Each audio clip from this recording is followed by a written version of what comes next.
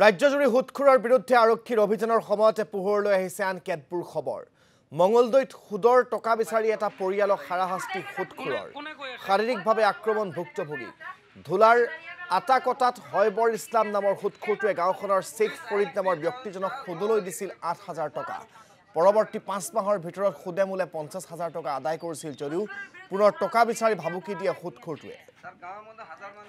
শ্বেখ ফৰিদৰ পৰিয়ালৰ সদস্যকো মাৰপিট কৰাৰ অভিযোগ এই সুদখোৰটোৰ বিৰুদ্ধে। ইফালে ধুবুৰীৰ গৌৰীপুৰৰ টিয়ামাৰীত সুদখোৰৰ বিৰুদ্ধে প্ৰতিবাদত নামিল শ শ লোক।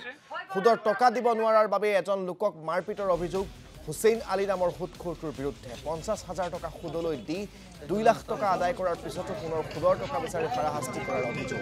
টকা নিদিয়াত ভুক্তভোগীক মাৰপিট কৰাৰ অভিযোগ সুদখোৰৰ বিৰুদ্ধে।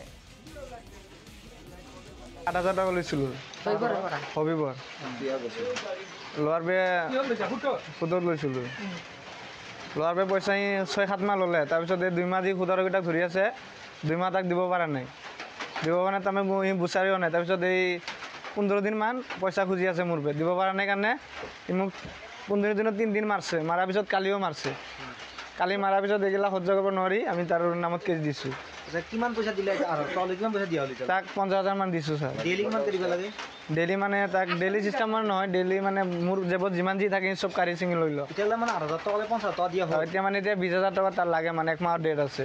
আজি মানে ৬ তাৰিখে তাক মানে মোৰ পৰা ২০,০০০ টকা খুজি আছে আৰু মানুহ সাক্ষী আছে। তাৰপিছত এইটো হোৱাৰ বাবে কেছে হ'ল থানাত। ৮,০০০ টকা লৈছিলোঁ। আপোনালোকে ইনভেষ্টিগেশ্যন কৰিব পাৰে, প্ৰত্যেকটা মানুহৰ পৰা শুনিব পাৰে। সকলোৱে ক'ব যে সি সুদাৰু আৰু সি মানুহক যিবিলাক লুণ্ঠন কৰি আছে এইখিনি আমি সহ্য কৰিব নোৱাৰোঁ। আমি জিলা উপায়ুক্ত আয়ুক্ত মহোদয়ক মই আজি এইখন আপোনালোকৰ জৰিয়তে মই অনুৰোধ জনাইছোঁ।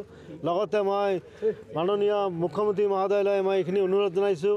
মুখ্যমন্ত্ৰী মহোদয়ৰ যি সুদখোৰৰ বিপক্ষে যিখন আইন ব্যৱস্থা লৈ আছে তাৰ মাজত যাতে আমাৰ এই গাঁওখনকো সামৰি লয়, সেই কালপিৰিকজনক যাতে অনতিপলমে যাতে এৰেষ্ট কৰিব পাৰে, মই এইখিনি মই আজি ইয়াত দাবী জনালোঁ।